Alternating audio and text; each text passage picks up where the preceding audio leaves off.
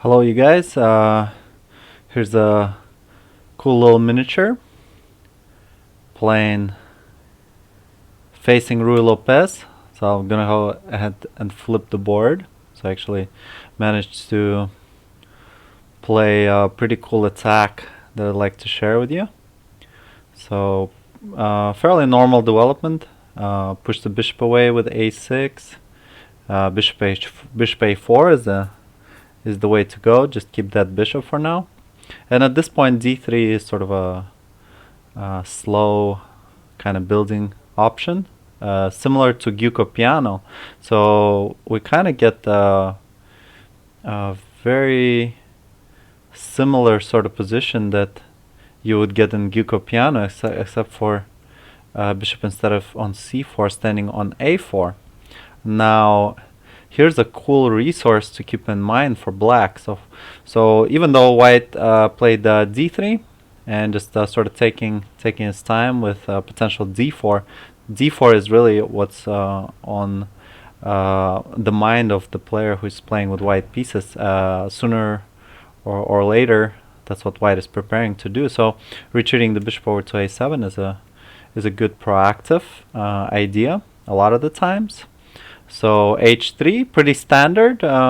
Sometimes could be sort of a little slow, a little wasteful, but at this position certainly not bad.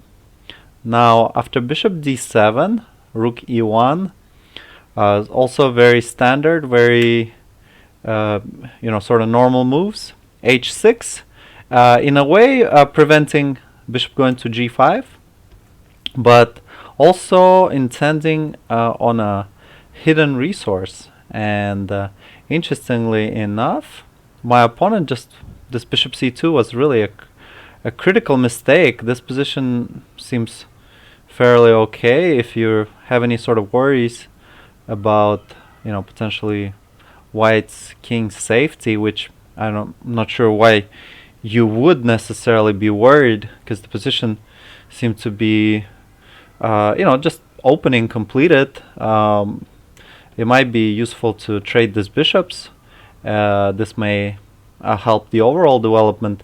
I think a knight bd2 probably wouldn't be terrible either, even though I think similar resource that took place in the game is also possible in this position.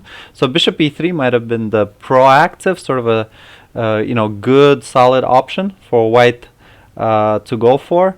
After bishop e3, rook e3, still I could probably resort to a similar resource that I played in the game. So potentially black is already set pretty well for this crazy idea. So you might see it in the notation. This is bishop c2, and we're going to put a question mark to this move. Just really bad. A couple of question marks actually. This is sort of a slow move, trying to maybe give e4 a little extra support. If white wanted to go for d4, he could have done that right away, and might have been wise to do that actually. But bishop c2, and here we go. Crazy attack begins. Black plays g5. Okay, so what's the idea? Well, black is gonna open up the game on the king side, open up the g file. And at this point, somehow, even having resorted to bishop e3, so if knight h2, for example, while black actually doesn't get stopped, the attack continues. g4 with the idea of g3. There's a little x-ray going on. h3 is hanging terrible. hg, h5. Okay, so you could actually prepare the attack with rook g8, but you could also start it right away with the weakness on f2 in mind. So white defense, and then queen e7 followed by a long castle.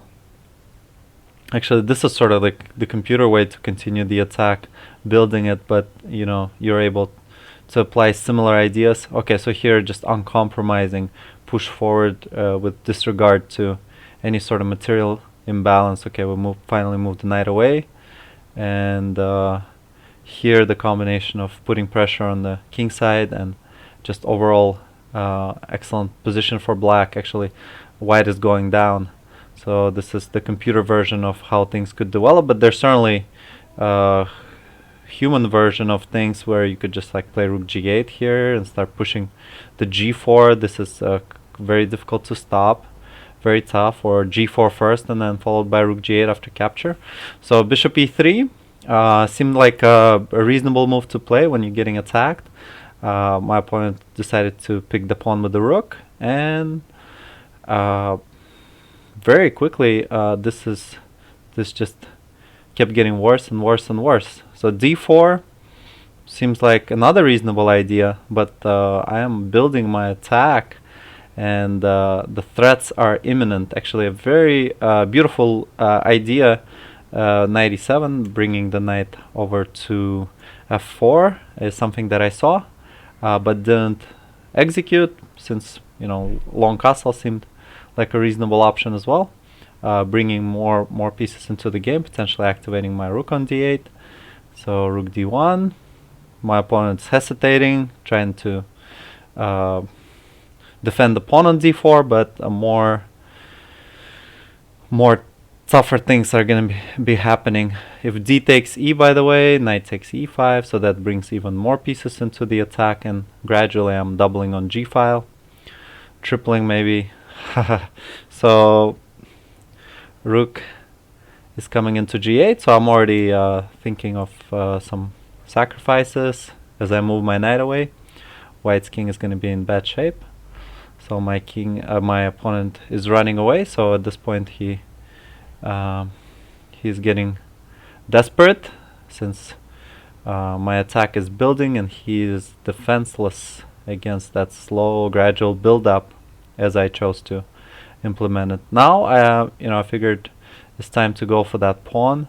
Some idea like knight h2 followed by knight d4 with rook coming in was also critical, and the bishop is coming from the other direction. Really, white is getting ripped apart.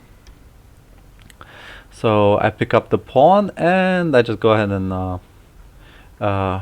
win another pawn, win more material. At this point rook d2 would have been wise to play, but with 2 extra pawns and better position, I'm really just reaching critical edge here.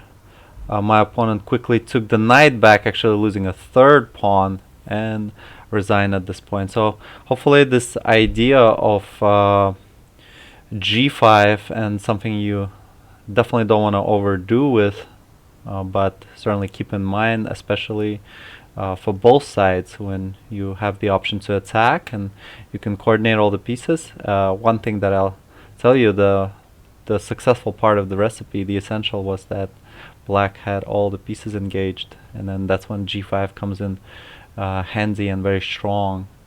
So good luck in your matches, and keep in mind that crazy g5 that could earn you a victory.